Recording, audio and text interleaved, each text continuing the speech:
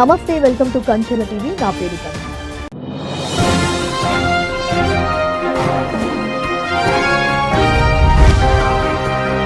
KTV నిరంతర వార్తా ప్రవాహం. ప్రజలు 4సారి తనను సీఎంగా ఎన్నుకున్నారని, బాధితుల నాయకుడుగానే ప్రవర్తిస్తానని ముఖ్యమంత్రి చంద్రబాబు స్పష్టం చేశారు. రాజకీయ ముసుగులో ఏమేం తప్పులు చేస్తున్నారో ప్రజలకు అర్థమయ్యేలా చెప్పి వారి ముసుగులు తొలగించి శిక్షలు వేయిస్తామని, ఎవరిని వదిలిపెట్టే ప్రసక్తే లేదని పేర్కొన్నారు. అసెంబ్లీలో శాంతి భద్రతల అంశంపై చంద్రబాబు మాట్లాడుతూ, వైసీపీ ప్రభుత్వంలో ఎన్నో ఇబ్బందులు పడ్డ ఎన్డీఏ కార్యకర్తలు, ఎమ్మెల్యేలకు ఎంతో కోపం, ఆగ్రహం, ఆవేదన ఉండొచ్చు. కాదనను కానీ ఆ ప్రభుత్వం చేసినట్లే చేస్తే వాళ్లకు మనకు తేడా ఏమిటి అని చంద్రబాబు ప్రశ్నించారు. అదే పని మనము చేస్తే ఈ రాష్ట్రానికి అన్యాయం జరుగుతుందన్నారు. నేర ప్రవృత్తి ఉన్న రాజకీయ నేతల ముసుగులో తొలగిస్తాం, వారిని నేరస్తులుగా డీల్ చేస్తాం, చట్టం ముందు నిలబెట్టి శిక్ష వేయిస్తామని సీఎం చంద్రబాబు ప్రకటించారు. తనకేం కోపం ఉండి కక్ష తీర్చుకోవాలనుకుంటే మొదటి రోజే అరెస్టు చేయమనేవాడేనని తెలిపారు. వైఎస్ వివేకానందరెడ్డి హత్య సమయంలో పులివెందుల సీఐగా ఉన్న శంకరయ్య తనకు నోటీస్ ఇవ్వడంపై చంద్రబాబు తీవ్ర ఆగ్రవేశాలు వ్యక్తం చేశారు. నాడు సంఘటన స్థలంలో ఉన్న శంకరయ్య పోలీస్ అధికారిగా తాను చేయాల్సిన విధులు చేయకుండా ఇప్పుడు తనకు నోటీస్ ఇవ్వడానికి ఎంత ధైర్యం ఉండాలని నిలదీశారు. శంకరయ్య సంఘటన స్థలంలోనే ఉన్నారు. బాక్స్ తెప్పించి వివేక మృతదేహాన్ని అందులోకి మార్పించారు. పోలీస్ అధికారిగా ఆయన అక్కడ సీన్ను ఎందుకు కాపాడలేకపోయారు? డ్యూటీ ప్రకారం చేయాల్సిన ప్రొసీజర్ ఎందుకు చేయలేదు? ఇప్పుడు క్రిమినల్స్ తో కలిసి ముఖ్యమంత్రికి నోటీసులు పంపిస్తారా? ఎంత ధైర్యమని ప్రశ్నించారు. జగన్ ప్రభుత్వంలో పరిస్థితులు భయంకరంగా ఉండేవని ముఖ్యమంత్రి చంద్రబాబు పేర్కొన్నారు. అయ్యన పాత్రుడిపై అత్యాచార యత్నం కేసు పెట్టారని, నాపై ఏ కేసు పెట్టారో తెలియకుండా వాహనం ఎక్కమన్నారని, ఎఫ్ఐఆర్ కాపీని వాట్సాప్ లో పంపుతామన్నారు. లోకేష్ పై పాదయాత్రలో ఎన్నో కేసులు పెట్టించారు. అచ్చెన్నాయుడు, కొల్లు రవీంద్ర, దేవినేని ఉమా, నిమ్మల రామానాయుడు, జెసి ప్రభాకర్ రెడ్డి, ఆఖరికి రఘురాం కృష్ణంరాజు వీళ్ళందరిపైన పదుల సంఖ్యలో కేసులు పెట్టారు. ప్రతి కేసు ప్రతిరోజు సమన్వయం చేశాం. డబ్బులు లేకపోతే అప్పులు చేసి మరీ వాదించేలా చూసాం. నేను ఎప్పుడూ తప్పు చేయను, లీగల్ గా, టెక్నికల్ గా సరిగ్గా ఉంటా, తప్పు చేసిన వారిని వదిలిపెట్టను అని చంద్రబాబు స్పష్టం చేశారు. ప్రముఖ దేవాలయం అన్నవరం ఆలయ పరిసరాల్లో భారీ అగ్ని ప్రమాదం సంభవించింది. శుక్రవారం తెల్లవారుజామున రత్నగిరిపై పడమటి రాజగోపురం వద్ద దుకాణ సముదాయంలో పెద్ద ఎత్తున మంటలు వచ్చాయి. వెంటనే గమనించిన భద్రతా సిబ్బంది అగ్నిమాపక పరికరాలతో మంటలను అదుపులోకి తీసుకొచ్చారు. ఫ్యాన్సీ మరో 5 దుకాణాలకు మంటలు వ్యాపించాయి. ఈ ప్రమాదానికి విద్యుత్ ఘాతకమే కారణమని అధికారులు భావిస్తున్నారు. భారీగా ఆస్తి నష్టం జరిగినట్లు అధికారులు వెల్లడించారు. తిరుమలలో శ్రీవారి సాలకట్ల బ్రహ్మోత్సవాలు వైభవంగా జరుగుతున్నాయి. శ్రీ మలయప్ప స్వామి హంస వాహనంపై వీణ ధరించి సరస్వతీదేవి అలంకారంలో భక్తులకు దర్శనమిచ్చారు. ఈ సేవలో స్వామివారు జ్ఞానమూర్తిగా ప్రకాశిస్తారు. బ్రహ్మవాహనమైన హంస జ్ఞానానికి ప్రతీక. పాలు, నీళ్లను వేరు చేసే విచక్షణ దాని సొంతం. భక్తుల్లోని అహం భావాన్ని తొలగించి జ్ఞానసిద్ధి, బ్రహ్మపద ప్రాప్తి కలిగించేందుకు శ్రీవారు హంస వాహనాన్ని అధిరోహించినట్లు పురాణాలు చెప్తున్నాయి. స్వామివారు ఉదయం 5 తలల చిన్న శేషు వాహనంపై దర్శనమిచ్చారు. ఈ వాహనాన్ని సందర్శిస్తే భక్తులకు కుటుంబ శ్రేయస్సుతో పాటు కుండలిని యోగ సిద్ధఫలం లభిస్తోందని ప్రతీతి. సిపిఐ జాతీయ ప్రధాన కార్యదర్శిగా డి రాజా మరోసారి ఎన్నికయ్యారు. చండీగఢ్ లో జరిగిన పార్టీ 25వ మహాసభలో ఆయనను ప్రధాన కార్యదర్శిగా సిపిఐ జాతీయ కార్యవర్గ సభ్యులు ఎన్నుకున్నారు. ఈ నెల 21న ప్రారంభమైన పార్టీ మహాసభలలో దేశం నలుమూలల నుంచి 800 మంది ప్రతినిధులు పాల్గొన్నారు. 11 మంది సభ్యులు కలిగిన జాతీయ కార్యదర్శి వర్గాన్ని, 31 మంది సభ్యులతో కూడిన కార్యవర్గాన్ని పార్టీ ఎన్నుకుంది. Party central control commissioner chairman గా, కేంద్ర కమిటీ చైర్మన్ గా కె నారాయణ ఎన్నికయ్యారు. తెలంగాణకు చెందిన ఎండి యూసఫ్, ఆంధ్రప్రదేశ్ కు చెందిన పి దుర్గా భవానీ తదితరులు సెంట్రల్ కంట్రోల్ కమిషన్ లో సభ్యులుగా స్థానం పొందారు. పార్టీ కేంద్ర కమిటీ కార్యదర్శిగా రామ్ బహేతి ఎన్నికయ్యారు. సిపిఐ జాతీయ సమితిలో తెలంగాణకు చెందిన పలువురు నేతలకు స్థానం దక్కింది. సీనియర్ నేత పల్లా వెంకటరెడ్డికి జాతీయ కార్యదర్శిగా అవకాశం లభించింది.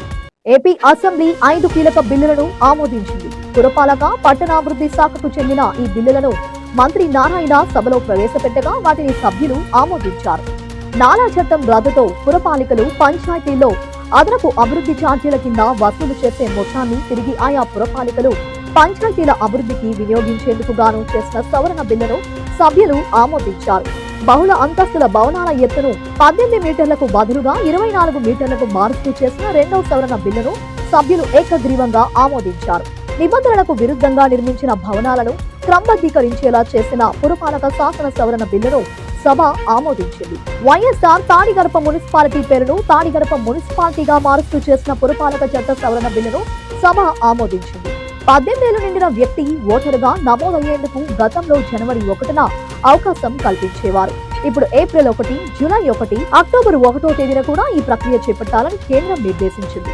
పురపాలక చట్టంలో సవరణ చేస్తూ మంత్రి బిల్లు ప్రవేశపెట్టిన బిల్లుకు సభ్యులు ఆమోదించారు.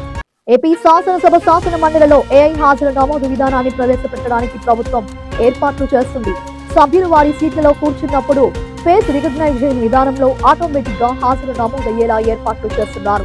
సభకు హాజరైన హాజరు కాని సభ్యుల జాబితా సీఎం డాష్ బోర్డుకు వెళ్లిపోయేలా ఆటోమేటిక్ హాజరు నమోదు వ్యవస్థను అమలులోకి తీసుకురానున్నారు. ఈ బాధ్యతను హైదరాబాద్ కు చెందిన యూరెంకా టెక్నాలజీ సర్వీస్ సంస్థకు అప్పగించారు. ప్రస్తుత సమావేశాల్లో ప్రయోగాత్మకంగా అమలు చేస్తున్నారు. ప్రస్తుతానికి నిర్దిష్ట సమయంలో సభలో సభ్యులు వీడియో రికార్డింగ్ తీసుకొని దాన్ని డేటాలోని సభ్యుల ఫోటోలతో సరిపోల్చి జాబితా సిద్ధం చేస్తున్నారు. దీన్ని పూర్తి స్థాయిలో అమల్లోకి తెచ్చాక సభలో పీటీజెడ్ కెమెరాను ఏర్పాటు చేస్తారు. ఆటోమేటిక్ గా హాజరు నమోదు వచ్చాక సంతకాలు చేసే విధానానికి స్వస్తి పలికే అవకాశం ఉంది. అక్రమాస్తుల కేసులో నిందితుడిగా ఉన్న వైఎస్ఆర్ కాంగ్రెస్ పార్టీ అధినేత వైఎస్ జగన్ అక్టోబర్ లో యూకే వెళ్లేందుకు హైదరాబాద్ లోని సిబిఐ కోర్టు షరతులతో కూడిన అనుమతి ఇచ్చింది. విదేశీ పర్యటనకు వెళ్లేందుకు అనుమతులు ఇవ్వాలని జగన్ విజ్ఞప్తి చేయగా కోర్టు అంగీకరించింది. అక్టోబర్ లో 15 రోజుల పాటు వెళ్లవచ్చని, ఏ దేశాలకు వెళ్లనున్నారో తదితర సమాచారాన్ని కోర్టుకు సమర్పించాలని ఆదేశించింది. కొంతమంది యువకుల మధ్య తలెత్తిన ఘర్షణ హత్యకు దారితీసింది. ఈ ఘటన కంచరపాలెం పోలీస్ స్టేషన్ పరిధి తిక్కవారిపాలెంలో చోటు చేసుకుంది. తిక్కవారిపాలెంలో తెల్లవారుజామున కొంతమంది యువకుల మధ్య జరిగిన ఘర్షణ నాగేల్ గణేష్ అనే యువకుని చంపేందుకు దారితీసింది. విషయం తెలుసుకున్న పోలీసులు ఘటనా స్థలానికి చేరుకున్నారు. సిఐ రవికుమార్ వివరాలు సేకరించి కేసు నమోదు చేసి దర్యాప్తు చేస్తున్నారు.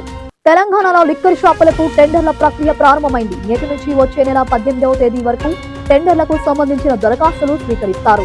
23న లాటరీ పద్ధతిలో లిక్కర్ దుకాణాలు కేటాయిస్తారు. టెండర్ 3 లక్షలుగా నిర్ణయించారు. దసరా ఉత్సవాల్లో భాగంగా అమ్మవారికి మొక్కులు పూజలు చెల్లించుకునేందుకు ప్రతి ఒక్కరూ కొబ్బరికాయలు వాడడంతో కొబ్బరికాయలకు భారీ స్థాయిలో డిమాండ్ పెరిగింది. దీంతో ఒక్కో కొబ్బరికాయ ధర 50 రూపాయల నుంచి 70 రూపాయలు పలుకుతోంది. వర్షాలు తుఫాన్ల ప్రభావంతో కేరళ నుంచి పశ్చిమ గోదావరి జిల్లాకు దిగుమతి తగ్గడంతో పాటు పశ్చిమ గోదావరి జిల్లాలోనే భీమవరంతో పాటు చుట్టుపక్కల ఏరియాలో కొబ్బరి దిగుమతి చేసుకోవడంతో దాని ధర 50 రూపాయల పైనే పలుకుతోంది. కడప మేయర్ సురేష్ బాబును తొలగిస్తూ ప్రభుత్వం జీవో జారీ చేసింది. ఆయన స్థానంలో డిప్యూటీ మేయర్ ముంతాజ్ను ఇన్ఛార్జ్ మేయర్ గా నియమిస్తూ మున్సిపల్ శాఖ ముఖ్య కార్యదర్శి సురేష్ కుమార్ ఉత్తర్వులు జారీ చేశారు. దీన్ని సవాల్ చేస్తూ మేయర్ సురేష్ బాబు హైకోర్టును ఆశ్రయించారు. వాదనలు విన్న ఉన్నత న్యాయస్థానం ఈ పిటిషన్ పై కౌంటర్ వేయాలని ప్రతివాదిగా ఉన్న ఎమ్మెల్యే రెడ్డప్ప గారి మాధవిరెడ్డికి నోటీసులు జారీ చేశారు.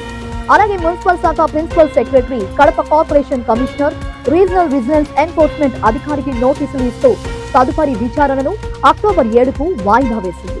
ముఖ్యమంత్రి చంద్రబాబు నాయుడు తన రాజకీయ ప్రవేశానికి ఉన్నత స్థాయికి ఎదగడానికి SV university professor DL Narayana కారణమని వెల్లడించారు. తాను విద్యార్థి దశలో పెద్దగా చదివేవాడిని కాదని, కానీ తనలోని నాయకత్వ లక్షణాలను గుర్తించి ప్రోత్సహించింది ఆయనేనని గుర్తు చేసుకున్నారు. ఉపాధ్యాయులతో నిర్వహించిన కార్యక్రమంలో బిఎస్సి ర్యాంకర్ అడిగిన ప్రశ్నకు సమాధానంగా ఆయన ఈ ఆసక్తికర విషయాలను పంచుకున్నారు. నేను ఎస్వి యూనివర్సిటీలో ఎంఏ ఎకనామిక్స్ చదివాను. అప్పట్లో మాకు డిఎల్ నారాయణ అనే ప్రొఫెసర్ ఉండేవారు. నేను పెద్దగా చదువుకునేవాడిని కాదు. ఐఏఎస్ చదివేంత ఓపిక నాకు లేదు. ఏం చేయాలని ఆలోచిస్తున్న సమయంలో రాజకీయాల్లోకి రావాలని నిర్ణయించుకున్నాను. ఈ నిర్ణయాన్ని ఆయనే అన్ని విధాలా ప్రోత్సహించారు. ఆయన ఇచ్చిన ప్రోత్సాహంతోనే యూనివర్సిటీ క్యాంపస్ నుంచి ఎమ్మెల్యేగా పోటీ చేసి గెలిచాను. ఆ తర్వాత 2 ఏళ్లకే మంత్రినయ్యాను. ఈ స్థాయికి వచ్చానంటే ఆ రోజు ఆయన అందించిన ప్రోత్సాహమే కారణమని చంద్రబాబు వెల్లడించారు.